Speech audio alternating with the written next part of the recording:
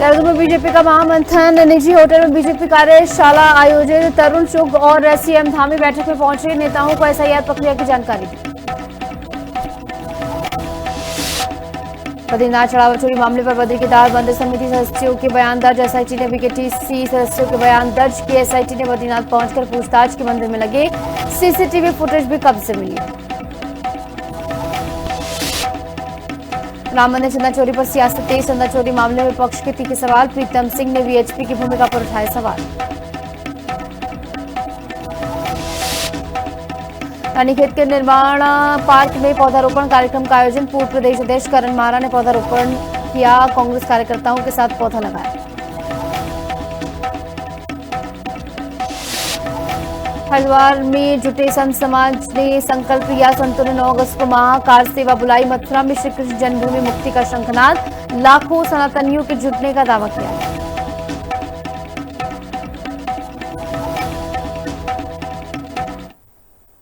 नमस्कार, मैं हूं आपके साथ निशु शर्मा और आप देख रहे हैं हिंदी खबर बुलेटिन की शुरुआत कर रहे हैं। देहरादून के निजी होटल में भाजपा की हाई प्रोफाइल वर्कशॉप शुरू हो गई है। मुख्यमंत्री पुष्कर सिंह धामी, राष्ट्रीय महामंत्री तरुण चुग और प्रदेश अध्यक्ष महेंद्र भट्ट की मौजूदगी में दिग्गजों का जमावड़ा लगा हुआ है। बैठक में सभी मंत्रियों, सांसदों और विधायकों को एसआईआर प्रक्रिया की बारीकियां सिखाई जा रही हैं।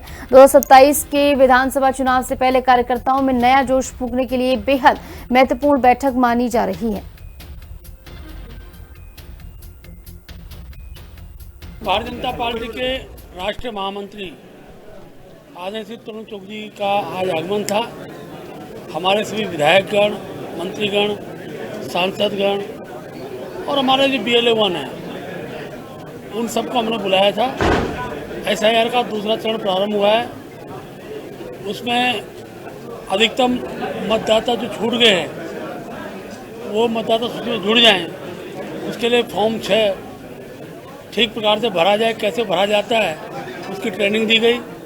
इसी प्रकार फॉर्म 7 जिसमें जो वोट आज भी गलत तरीके से जुड़े होंगे, ऐसे वोटों को काटने के लिए फॉर्म 7 को भरने का एक वहीं पर प्रदर्शन किया गया। और मैं कह सकता हूं कि भारतीय जनता पार्टी की आज की बैठक ये भारत के लोकतंत्र में निर्वाचन आयोग को मदद करने की दृष्टि से ये बैठक थी। एसआई का प्रथम चरण हमने पूरा कर लिया और सभी विधानसभाओं का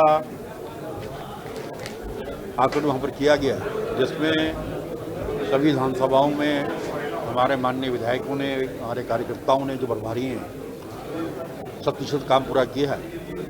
द्वितीय चरण में हम गए हैं।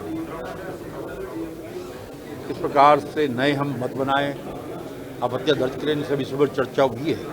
निश्चित ही इस एसआईआर पर हम बूथ तक काम करके जो रिजल्ट, जिस प्रकार हमने देखा होगा बिहार के अंदर, बंगाल के अंदर, आसाम के अंदर भारतीय जनता पार्टी आई है, उसका परिणाम नजर आएगा 2027 में मोदी जी के मार्गदर्शन में और गांधी जी के नेतृत्व में फिर भारतीय जनता पार्टी की सरकार रहेगी। देखिए, आज की बैठक संगठनात्मक बैठक थी। इस बैठक में आगामी जो 27 में चुनाव होने वाला है उसको लेकर के ये बैठक थी। मंथन किया गया, विचार किया गया, सभी जिला अध्यक्षों से लेकर के, सभी प्रदेश के पदाधिकारियों से लेकर के, सभी विधायकगणों से, मंत्रियों से लेकर के ये बैठक की गई है। और उसमें हमारे राष्ट्रीय महामंत्री जी तरुण चुग जी आए थे। हम सबको एक संबोधित किया और मुझे लगता है कि आने वाले 22 की तैयारी के लिए इस प्रकार की बैठक हम समय समय पर करते रहते हैं और आगामी में भी करते रहेंगे।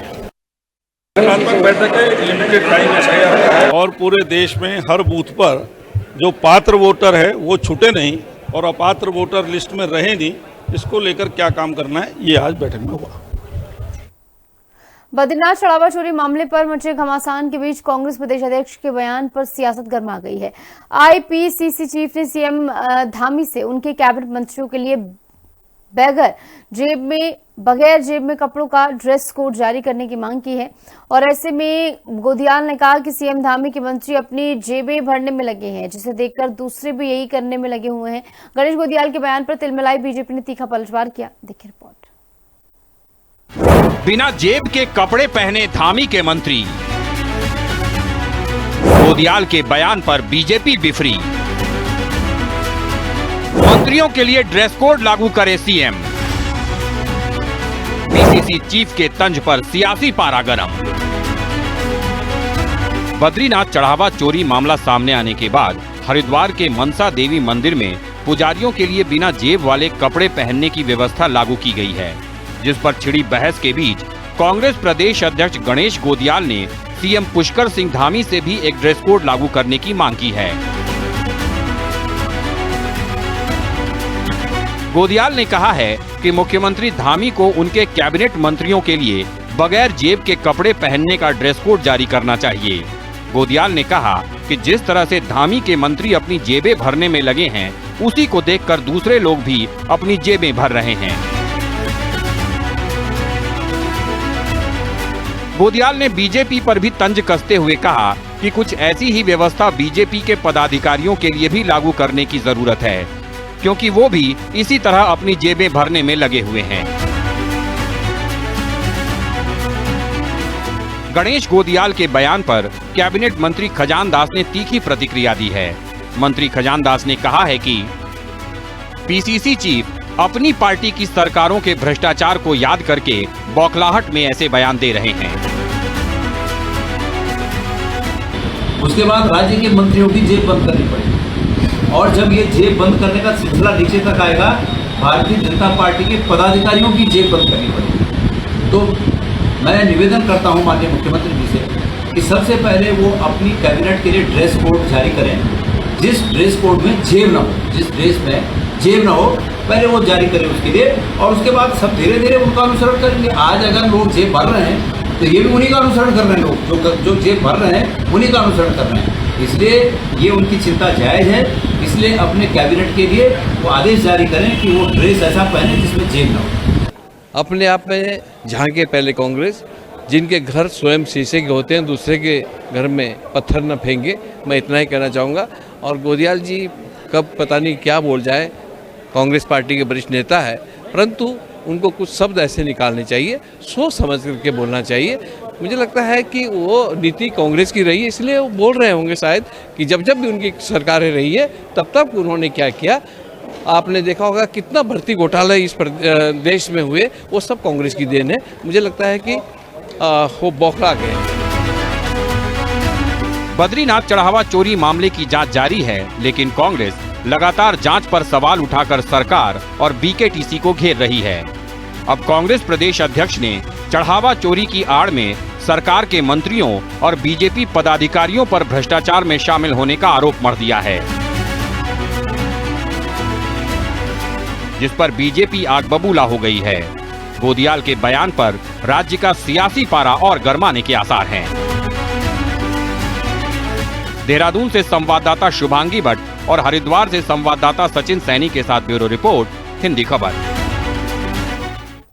राम मंदिर के बाद बद्रीनाथ में दान चोरी पर राष्ट्रीय पिछड़ा वर्ग आयोग अध्यक्ष साध्वी निरंजन ज्योति ने बड़ा बयान देते हुए कहा कि किसी के पतन का जश्न न मनाएं, इसका समाधान ढूंढें। साध्वी निरंजन ज्योति ने कहा कि अगर बचपन संस्कारों से सींचा नहीं जाएगा तो इस तरह की घटनाएं हमें शर्मिंदा करती रहेंगी। उन्होंने कहा कि राज्य सरकारों की ओर से एसआईटी गठित कर कार्रवाई की जा रही है। साध्वी निरंजन ज्योति ने कहा कि धर्म के साथ जो भी खिलवाड़ करेगा उनके ऊपर कठोर से कठोर कार्रवाई की जाएगी।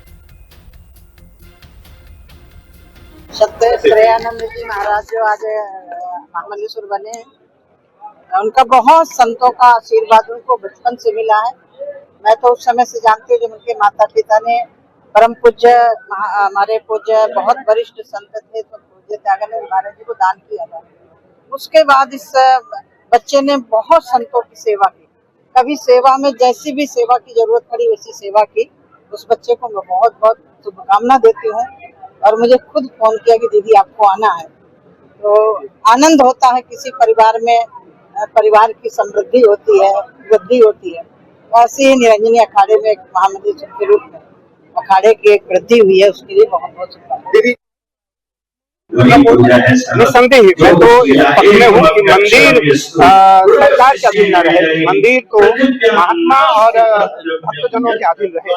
सरकार उस पर नियंत्रण रखे, सर ये सरकार ध्यान रखे, लेकिन सरकार का आधिपत्य मंदिरों पर ना हो, सरकार का आधिपत्य मंदिरों पर ना हो। मंदिर तो क्योंकि अन्य क्षेत्र है, वहाँ गौशाला है, गुरुकुल है, पाठशाला है, गरीब सेवा है, अतिथियों की सेवा है वो तभी संभव है जब वो महात्माओं के पास और भक्तजनों के पास है। नैनीताल में कुमाऊं विश्वविद्यालय में आयोजित एक विशेष समारोह में पूर्व मुख्यमंत्री और पद्म भूषण सम्मानित भगत सिंह कोश्यारी का अभिनंदन किया गया। इस मौके पर पहली बार विभिन्न स्कूलों के 38 मेधावी टॉपर छात्रों को भी सम्मानित किया गया। समारोह को संबोधित करते हुए भगत सिंह कोश्यारी ने कहा कि पद्म भूषण उनका व्यक्तिगत नहीं बल्कि पूरे उत्तराखंड का सम्मान है। आज के इस समारोह के उपलक्ष्य में से सन 60 से जुड़ा हूँ।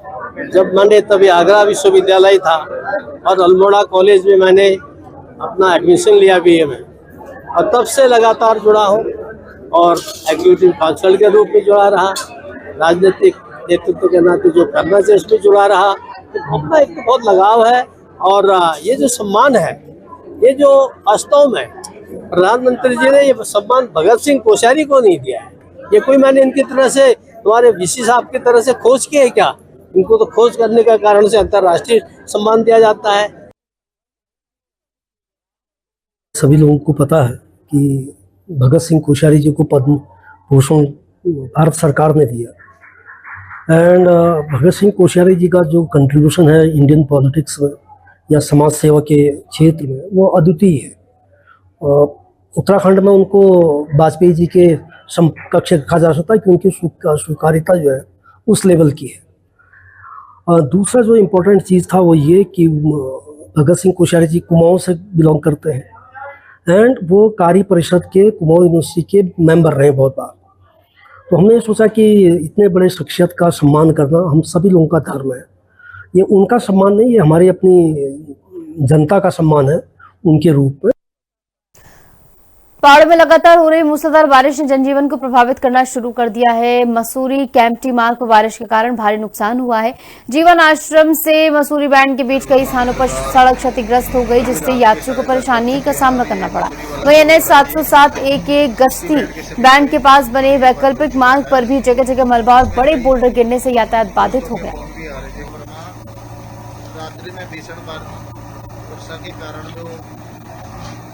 और चलिए खबर हरिद्वार से है, जहां पुलिस ने नकली नोटों के बड़े नेटवर्क का खुलासा करते हुए पंजाब से 2 आरोपियों को गिरफ्तार किया। इसके साथ ही आरोपियों से नकली नोट, प्रिंटर और एक कार बरामद की गई। बता दें कि इससे पहले पुलिस ने 4 आरोपियों को 84,500 रुपए की जाली मुद्रा के साथ गिरफ्तार किया था। सुराग के आधार पर पुलिस टीम पंजाब पहुंची और गिरोह के 2 अन्य सदस्यों को मौके से दबोच लिया।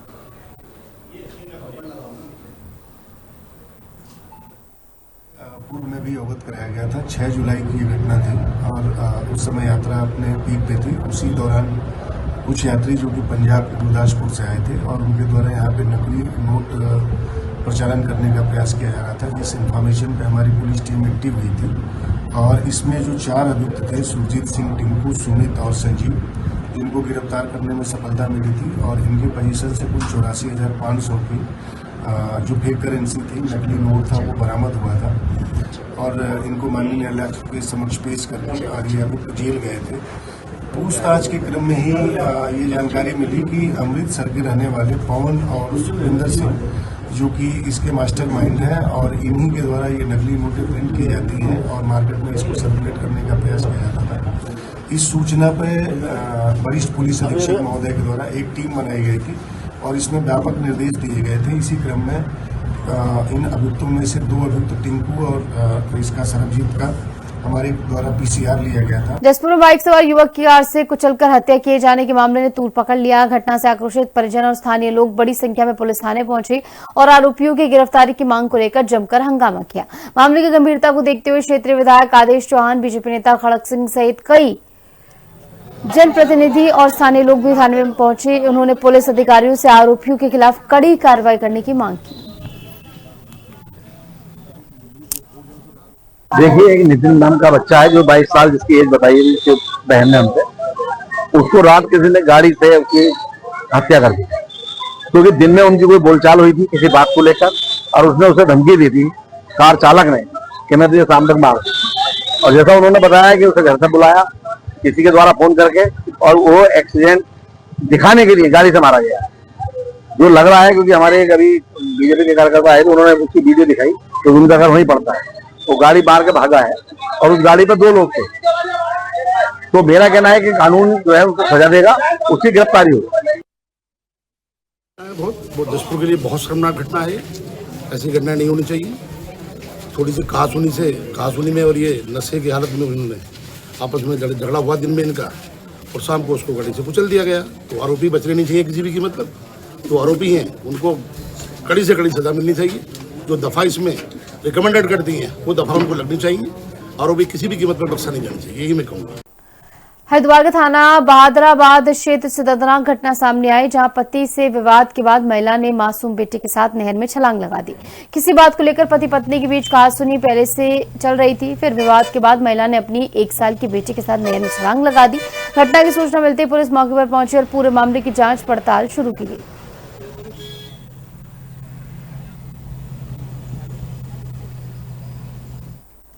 रानीखेत में द ट्रांसलूप्स अल्ट्रा एंड्योरेंस रन का शानदार समापन हुआ। 48 घंटे में 727 चक्कर लगाकर सोनीपत के गुलाब सिंह चैंपियन बने।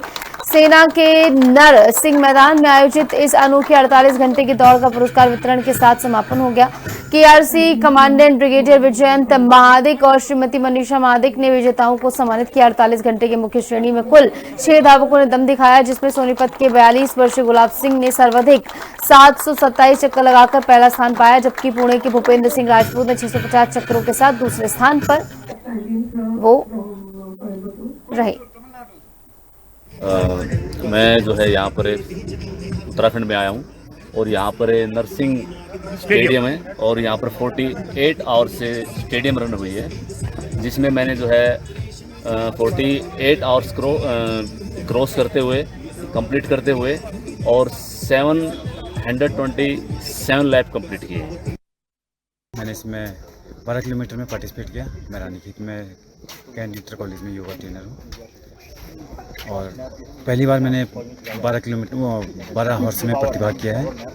एक अच्छा अनुभव मिला है ग्राउंड ट्रैक रन का। दिसंबर में आयोजित होने वाले ऐतिहासिक एवं धार्मिक महत्व के मां नंदा देवी मेले की तैयारियां तेज हो गई। मां नंदा सुनंदा की पारंपरिक मूर्तियों के निर्माण के लिए नंदा देवी मंदिर समिति के पदाधिकारी मनीष पाठक के आवास पहुंचे, जहां मूर्ति निर्माण के लिए केले के वृक्षों का चयन किया गया। समिति के पदाधिकारियों ने बताया कि मेले के आयोजन को लेकर सभी तैयारियां की जा रही हैं। ये मां नंदा देवी का जो पर्व है और मेला है वो 2026 का कदली वृक्ष इस वर्ष छठी के दिन मनीष पाठक जी पांडे खोला वालों के वहाँ से कदली वृक्ष ले जाए जाएंगे, जिसको पूरा अल्मोड़ा में भ्रमण करते हुए मां नंदा देवी के मंदिर में रखा जाएगा। उसके पश्चात चंद्रवंश के राजा द्वारा माननीय केसी सिंह बाबा के नेतृत्व में यह प्रथा चली हुई आई है और ये कदली वृक्ष का ले जाने का मतलब यह है कि अपनी कुल देवी को एक ओर से इस प्रतिमा को बना के हम अपने साल भर का इस पर्व को मनाते हैं। 2026 के निमित्त आज हम पांडेखोला श्री मनीष पाठक जी के आवास पर जो मां नंदा सुनंदा की मूर्ति निर्माण होता है उसी के चयन के लिए जो कदली वृक्ष का चयन होता है उसी के निमित्त आज हम उनके आवास में मंदिर समिति पहुंची हुई है और केले के खामों का चयन कर लिया गया है, क्योंकि मां नंदा देवी का मेला 16 सितंबर पंचमी के दिन से इसका विधिवत शुभारंभ होगा। 17 सितंबर को सायंकालीन हम इनके आवास पर इनको हम निमंत्रण देने आएंगे और 18 की सुबह करीब 5:30 बजे पूरी मंदिर समिति महिला मंडल यहाँ पर इनके आवास पर पहुँचेगा और इन कदली वृक्षों को पूरे बाजार भ्रमण करते हुए मां नंदा देवी मंदिर तक लिया जाएगा। गत वर्षों की भांति हर वर्ष उत्तराखंड का जो सबसे लोकप्रिय महोत्सव है नंदा महोत्सव, इसकी तैयारियां शुरू होने जा रही है, जो कि 16 सितंबर से शुरू होने जा रहा है। इसी क्रम में पांडेखोला में हम कदली वृक्ष के चयन के लिए यहाँ पर पहुँचे हुए हैं श्री मनीष पाठक जी के आवास में। उनके वहाँ आज हम कदली वृक्षों का जो चयन हो रहा था, जो माँ की इच्छा के स्वरूप आज वो चयन हो चुका है और यहीं से कदली वृक्ष करीब 17 तारीख को हम यहाँ निमंत्रण देने जाएंगे और 18 तारीख की सुबह इन कदली वृक्षों को लेने आएंगे। मेरा सभी क्षेत्रवासियों से निवेदन है कि इस माँ के जो हमारे लिए तो सौभाग्य का विषय है कि माँ की जो मूर्तियों का जो निर्माण होने जा रहा है, जिन कदली वृक्षों से होता है, वो कदली वृक्ष हमारे क्षेत्र पांडेकुला से जा रहे हैं। मेरा सभी क्षेत्रवासियों से निवेदन है कि इसमें बढ़ चढ़कर भागीदारी करें और 17 की सायं भी यहाँ आए और 18 की सुबह भी हमारे संग यहाँ से नंदा देवी को चलें। उत्तराखंड के संस्कृति विभाग द्वारा सोमनाथ स्वाभिमान पर्व के तहत चमोली से 42 सदस्यों का दल सोमनाथ मंदिर के लिए रवाना हुआ। गोपेश्वर बस स्टैंड से दायित्वधारी राज्य मंत्री हरक सिंह और मुख्य विकास अधिकारी डॉक्टर अभिषेक त्रिपाठी ने हरी झंडी दिखाकर दल को रवाना किया। बता दें, यात्रा 13 जुलाई से 19 जुलाई तक चलेगी। यात्रा में शॉपकीपर्स, स्ट्रीट वेंडर्स और मार्केट एसोसिएशन के सदस्य और सेवा क्षेत्र से जुड़े प्रतिनिधि शामिल हुए। सोमनाथ स्वाभिमान यात्रा के अंतर्गत हमारे जनपद से लोगों को चिन्हित किया गया है, जिसमें 42 लोग 13 से 19 तारीख तक जो है सोमनाथ दर्शन के लिए जा रहे हैं और वहां पर क्या विकास कार्य हुए हैं और किस प्रकार से और अच्छा निर्माण कार्य हुआ है उसको देखने जा रहे हैं, अनुभव करने जा रहे हैं। इसमें जब ये लौट के आएंगे तो इनसे इनका अनुभव साझा किया जाएगा और उसका उपयोग हम अपने जनपद के लिए भी करेंगे। श्री कृष्ण जन्मभूमि मुक्ति अभियान के तहत संत समाज ने 9 अगस्त को मथुरा में कार सेवा करने का बड़ा ऐलान किया है। हरिद्वार में संतों की बैठक के बाद स्वामी सच्चिदानंद ने साफ कहा कि देश भर में लाखों साधु संत ब्रिज पहुंचकर पार्थिव पूजन और कार सेवा करेंगे। सरकार से बातचीत बाद में की जाएगी और ऐसे में पहले आंदोलन चलेगा। इस अभियान को निर्मोही अखाड़े और मनसा देवी ट्रस्ट के अध्यक्ष महंत रविंद्र पुरी का भी पूरा समर्थन मिला है, जिनका कहना है कि अब यही उचित समय है, अभी नहीं तो कभी नहीं। जरूरी आपने देखा को यही उचित समय है, अभी नहीं फिर कभी नहीं। इसलिए सब शरणार्थी जाग चुके हैं और सब शरणार्थियों का प्रयास है कि हमारे जो अयोध्या भूमि का जो हल हो चुका है, अब हमारा कृष्ण जन्मभूमि पे सबको चलना है, कार सेवा करनी है। और जब तक हमारे माननीय प्रधानमंत्री जी है, यत्र योगेश्वरा कृष्णो यत्र पार्थो धनुर्धरा तत्र श्री विजयो भूतिर्ध्रुवा नितिर्मतिर्ममा, जहाँ हमारे माननीय प्रधानमंत्री जी है, हमारे गृह मंत्री जी है, वहाँ संभव है उनके होते हुए जल्दी से जल्दी हमारा जो है कृष्ण जन्मभूमि का हल होगा। मेरा आह्वान एक ही है, आज नहीं किया गया, ये मंच से 4 जुलाई को ही हो चुका है और ये यात्रा लगभग चल रही है। 9 अगस्त की हमने डेट प्रिपेयर करी है, 9 अगस्त को कार सेवा करने जा रहे हैं ब्रज में।